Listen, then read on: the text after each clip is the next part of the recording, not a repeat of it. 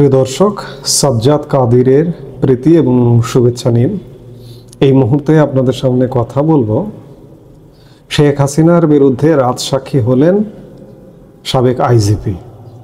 রাজসাক্ষী কিভাবে কাজ করে এই প্রসঙ্গটি নিয়ে আপনাদের সামনে কথা বলবো। আপনারা ইতিমধ্যেই জানেন যে আজকে আন্তর্জাতিক অপরাধ ট্রাইব্যুনালে একটি মামলার অভিযোগ গঠনের বা চার্জ গঠনের দিন ধার্য ছিল। আজকে ইতিমধ্যে আন্তর্জাতিক অপরাধ ট্রাইব্যুনাল আদালত শেখ হাসিনার বিরুদ্ধে একটি মামলায় জুলাই সহিংসতায় হত্যা মামলায় চার্জ গঠন করেছে এবং এই চার্জ গঠনে আরও নাটকীয় ঘটনা ঘটেছে যে এই মামলায় 3 জন অভিযুক্ত, এর মধ্যে একজন ইতিমধ্যে অ্যারেস্টেড সাবেক আইজিপি চৌধুরী আবদুল্লাহ আল মামুন এবং 2 জন দেশের বাইরে আছেন, সাবেক প্রধানমন্ত্রী শেখ হাসিনা এবং সাবেক স্বরাষ্ট্রমন্ত্রী আসাদুজ্জামান খান কামাল। এখন একজন যিনি অ্যারেস্ট আছেন সাবেক আইজিপি আবদুল্লাহ আল মামুন, তিনি এই মামলায় বলা হচ্ছে যে তিনি দায় স্বীকার করেছেন। তিনি আদালতের কাছে বলেছেন যে আমি এই অপরাধে যুক্ত ছিলাম, আমি অপরাধী, আমি দোষ করেছি এবং তিনি এই মামলায় রাজসাক্ষী হবার আবেদনও করেছেন। মৌখিকভাবে আদালতেও বলেছেন এবং রিটেন একটি আবেদনও দাখিল করেছেন ট্রাইব্যুনালে।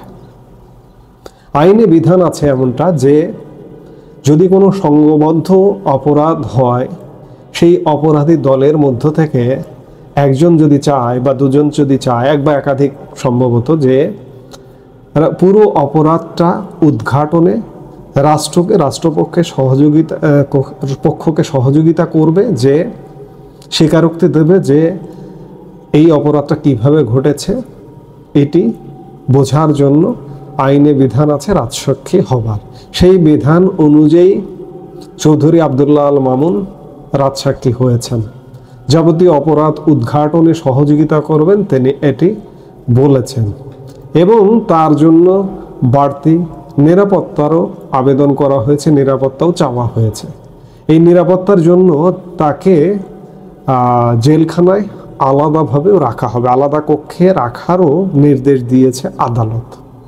এখন রাজসাক্ষী হওয়ার ফলে চৌধুরী আবদুল্লাহ আল মামুনের আসলে কি হবে? রাজসাক্ষীটা হবার ধরনটা খানিকটা এমন, গিভ অ্যান্ড টেক, লেনদেনের সম্পর্ক।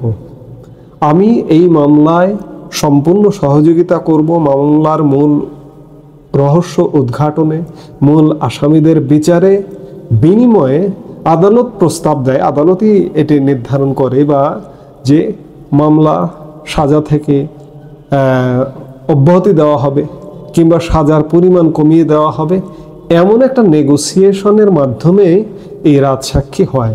সেই রাজসাক্ষীটা হলেন সাবেক আইজিপি, সর্বশেষ শেখ হাসিনার শাসন আমলে যিনি আইজিপি ছিলেন তিনি, এবং তিনি জেলখানাতেই থাকবেন এবং বিচার শেষ পর্যন্ত তিনি এই মামলা উদ্ঘাটনে কাজ করবেন।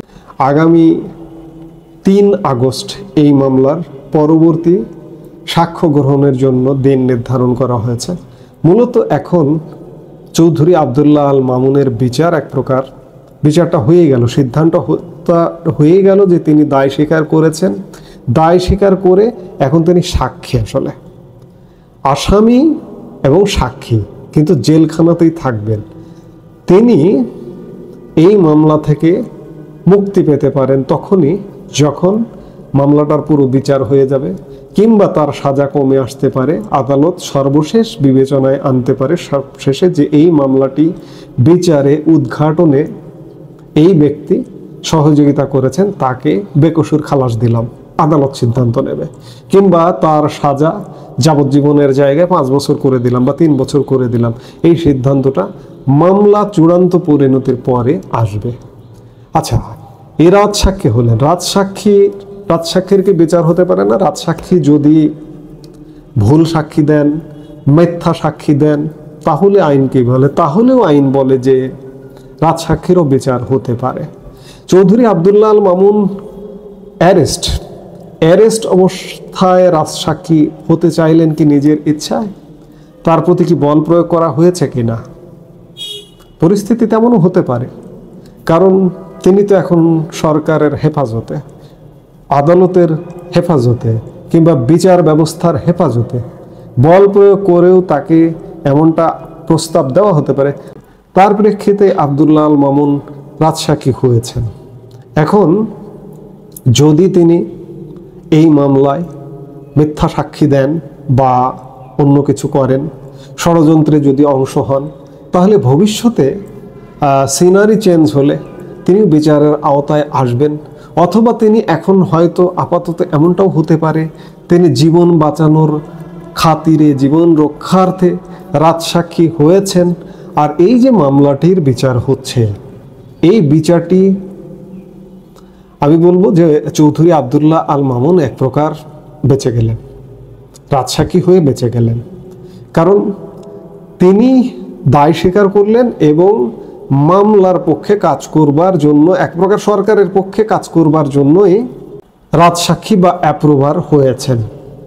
তো যেটি হোক না কেন, আর যে দুজন আসামিকে চিহ্নিত করছে আন্তর্জাতিক অপরাধ ট্রাইব্যুনাল, সাবেক প্রধানমন্ত্রী শেখ হাসিনা এবং সাবেক স্বরাষ্ট্রমন্ত্রী আসাদুজ্জামান খান কামাল, তাদের উদ্দেশ্যে নিজেদের মতো করে আদালত যে রায় দিন না কেন, যে রায়েই তাদেরকে অভিযুক্ত করুন না কেন, ফাঁসি দিন। বাংলাদেশে ফাঁসির ব্যবস্থা এখনো পর্যন্ত আছে, যাবজ্জীবন আছে।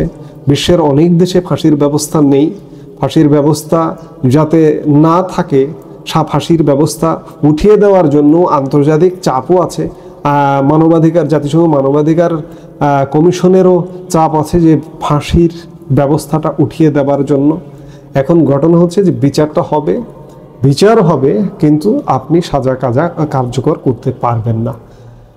কারণ প্রধানমন্ত্রী শেখ হাসিনা এবং সাবেক স্বরাষ্ট্রমন্ত্রী আসাদুজ্জামান খান কামাল দেশের বাইরে আছেন, আর চৌধুরী আব্দুল্লাহ আল মামুন তো রাজসাক্ষী হয়েই গেলেন। সবকিছু মিলিয়ে এই মামলাটা আসলে 3 আসামির মধ্যে একজন হলেন রাজসাক্ষী এবং 2 জন দেশের বাইরে। তাহলে বিচার হবে, সাজা হবে, কিন্তু সাজা কার্যকর হবে না বা কার্যকর করা যাবে না। এই মুহূর্তে এ পর্যন্তই। সবাই ভালো থাকুন, সুস্থ থাকুন। আমাদের ভিডিওগুলো নিয়মিত পেতে সাবস্ক্রাইব করুন Sajjad Kadir and the legends YouTube channel এবং লাইক, কমেন্ট, শেয়ার করে সাথে থাকুন।